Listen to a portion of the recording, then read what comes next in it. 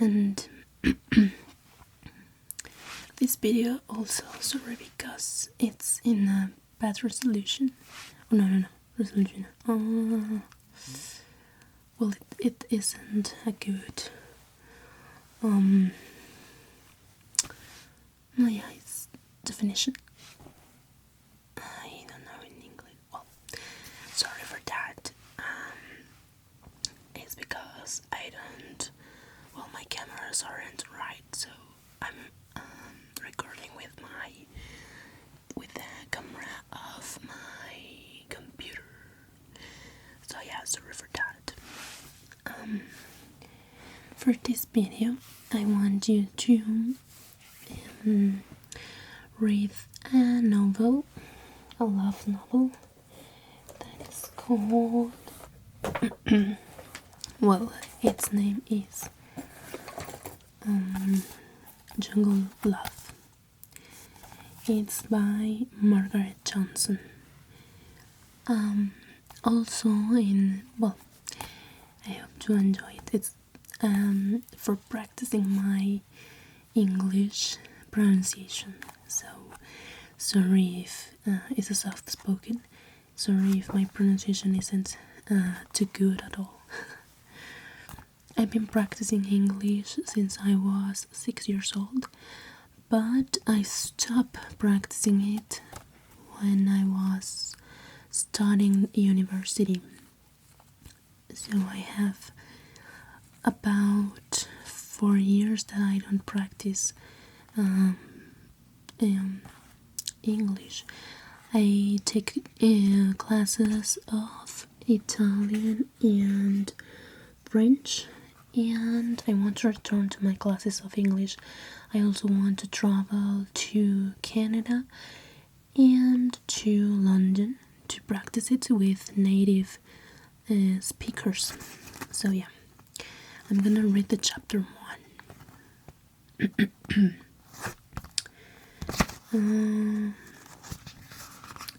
I practice my English in the elementary school, and also I take a course in a school that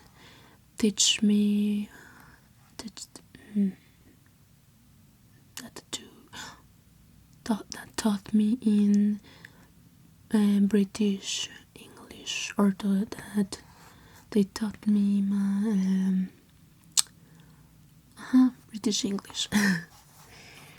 So I'm gonna try to read this thing in an accent. But yeah, my pronunciation isn't too good at all, so sorry for that. Chapter 1. In the Jungle. Jennifer. At 11 o'clock this morning, I was standing at the edge of a rainforest with my eyes closed. No. With my accent would be better. Chapter 1. In the Jungle. At 11 o'clock this morning, I was standing at the edge of a rainforest with my eyes closed. The smell of the warm, wet leaves was so strong, it was quite delicious, and the sounds were magical. Hundreds of different birds were singing unfamiliar songs in the treetops all around me. Somewhere out in the heart of the jungle, wild animals were hunting for food. The list is so mysterious and exciting, a place where anything could happen. And I, Jennifer Wilson, am here, a part of it all. Unfortunately, so is Lisa. There we were today in this magical place, and Lisa started her usual complaining. How could I be so stupid as to pick a tour with only one other single person on it? What? I turned unwillingly to look at her, not waiting to lose the magic of the ancient forest. Lisa was looking at them moodily, of, and then Lisa was looking at me moodily. Of all the tours in all the holiday brochures in all the world, I had to pick this one, she complained. 6 happy couples and you and me. It isn't fair. You should be a man. I had heard this statement at least 3 times before, so I closed my eyes to see if the magic would return. I'm sorry, I'm such a disappointment to you. I heard Lisa sigh heavily. It isn't your fault, I suppose, she said generously. I blame the holiday company. I mean, they should have arranged it better. Everybody knows a single person doesn't book into a trip like this just to see the sights. I opened my eyes again, giving up magic for a while. A single person on holiday alone is looking for a partner, Lisa continued. It's obvious. Well, I'm not, I said, but Lisa didn't seem to believe me. Don't be silly, she said. Of course you are.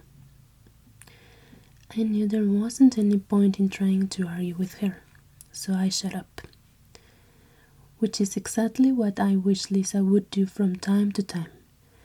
She loves talking, you see, about everything and everyone, but especially about herself. In the 2 weeks we've been traveling together, I've heard about her family, her mom and brother, her job, a manager in London restaurant, and her flat, living room, kitchen, large bathroom, and 2 bedrooms. I also know every tiny detail of every other holiday she's ever been on and about most of her ex-boyfriends. It's only too clear that Lisa needs to talk. Look, I said, trying to escape. I'll see you later, okay? I see you later on, okay? I went to look for hummingbirds. But as usual, Lisa didn't seem to want to be on her own. No, it's all right, she said. I'll come with you. Although I don't understand why you are so interested in hummingbirds. We don't get hummingbirds in England, I reminded her. Well, you certainly do here in Central America, she said. Thousands of them, millions of them. There are 6 pages of them in Mary's bird book. Mary's our tour leader.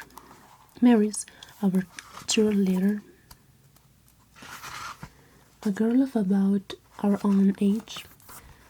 She was born here in Belize and she's really nice. Speaking of Mary, said Lisa. Lisa said, I think she's trying to get our attention. Hey Mary, we're over here. As Lisa shouted very loudly, I watched every bird, including all the hummingbirds, fly away into the forest. Tours are going to miss that Sam has to tell you about the Mayan people. Mary shouted back. Looks as if your hummingbirds will have to wait, Lisa said. I looked at her, doing my best to keep my feelings from my face. They've gone now anyway, I pointed out. Oh well, said Lisa, with a little laugh. Oh well, said Lisa with a little laugh. That's all right then, isn't it? The ancient Mayans believed that everything in the jungle had power. Sam, the guide, told us when we were all gathered together. Every animal, every tree, even the smallest insects on the ground, everything had power. They were all gods, and these gods could choose whether to be kind or angry to people of the forest. Of course, the Mayans wanted the gods to be kind to them, so they gave them gifts to make them happy. What sort of gifts? Someone asked.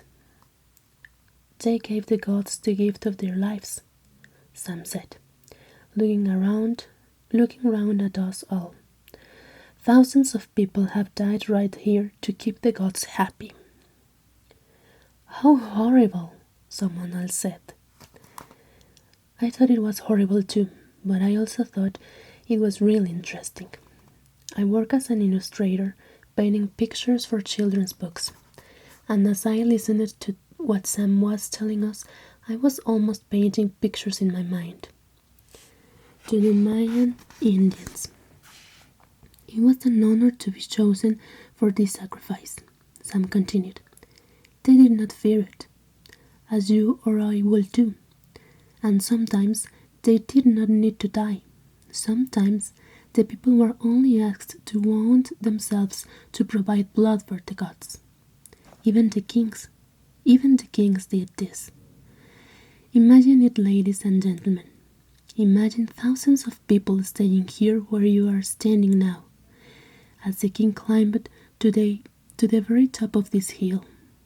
Everyone watched the king as he slowly took a knife from his pocket. Sam continued, using his hands to demonstrate the actions he was describing. A knife made from the spine or backbone of a fish, the stingray. This bone was sharp, ladies and gentlemen, very, very sharp. The king held the knife high above his head, and then he opened his clothes and quickly brought it down to make a wound on his body. Was it always a king? Lisa wanted to know now.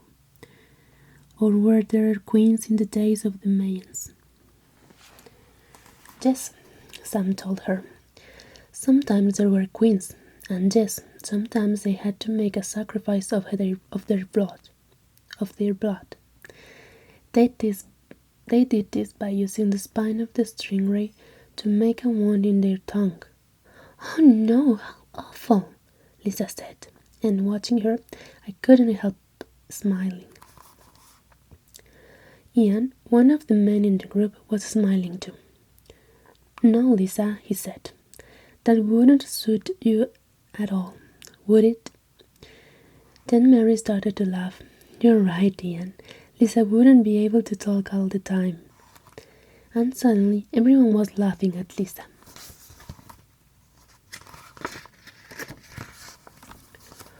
You are all horrible, she complained.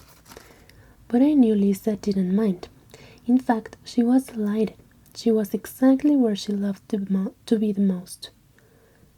At the center of everyone's attention. Sam began to speak again, telling us about an ancient game of football the Mayans had played, a bloody way of making peace between fighting villages, where the winners were killed as sacrifices to the gods, and suddenly I felt I'd had enough of blood and death, and Lisa's childish play acting. Deciding to go out to see if the hummingbirds had returned, I walked quietly away from the group and headed back towards the edge of the forest. As I stood there under the trees, Sam's voice was a soft sound in the distance, and I closed my eyes to listen to the birds.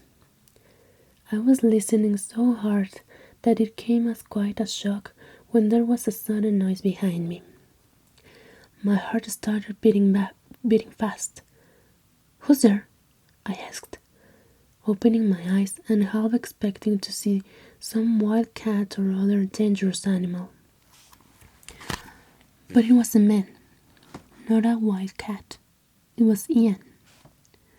Sorry, he said, standing there looking at me. Did I scare you? It's all right. I haven't got a stingray spin with me. I smiled, my hair slowing down again. I think Sam's stories have made me feel a bit nervous, I said. Ian grinned. I'm not surprised. He's talking about people's heads being cut off now. Horrible. I'm not very good with blood. It's all very interesting, but I'm more keen on nature than sorry, but I'm more keen on nature than history, I said. Birds and animals, all these wonderful trees and flowers.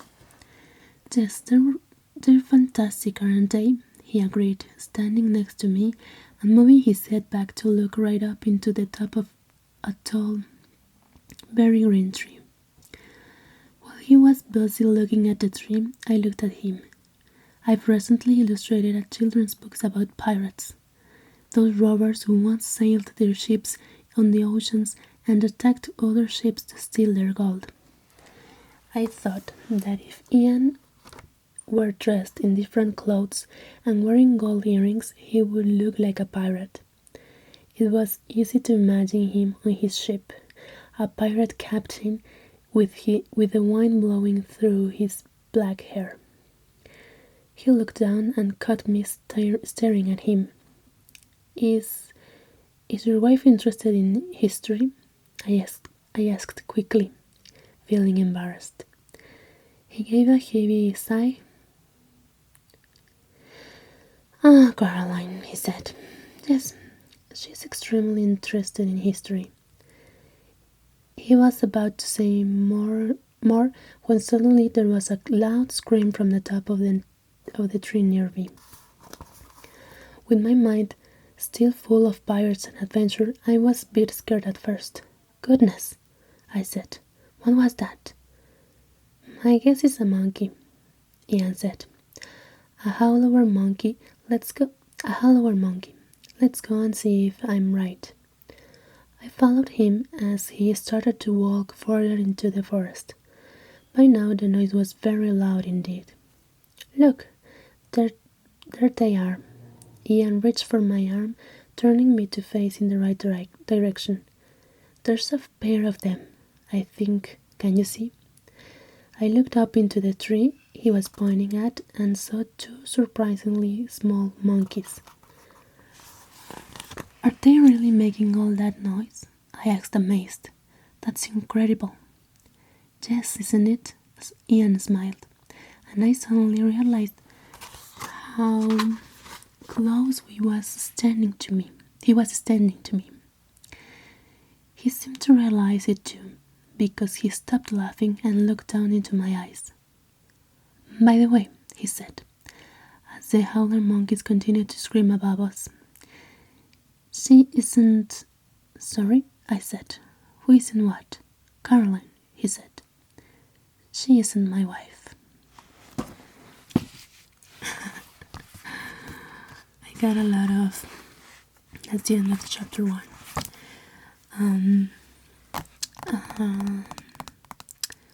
I didn't speak fluently in most of the sentences, sorry for that. And for my pronunciation also. But yeah, if you want to continue the story, I'm going to upload the chapters to read you the chapters in the next video. I hope you enjoy. Also, I'm going to read another story in Spanish. It could be another chapter. And it's called... sorry for my things. My disorder. Atados a una estrella, de Claudia Celis. It's a story about a family who have two beautiful girls, and one of them is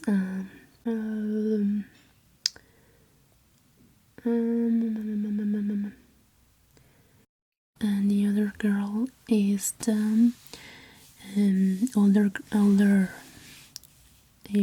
daughter. So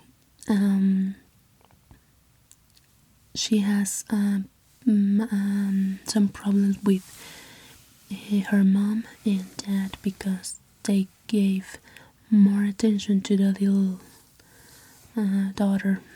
And this story talks about how they go through this kind of problem and how they make a solution for it. So I hope to enjoy also, and yeah, it's gonna be in Spanish if you want to hear it.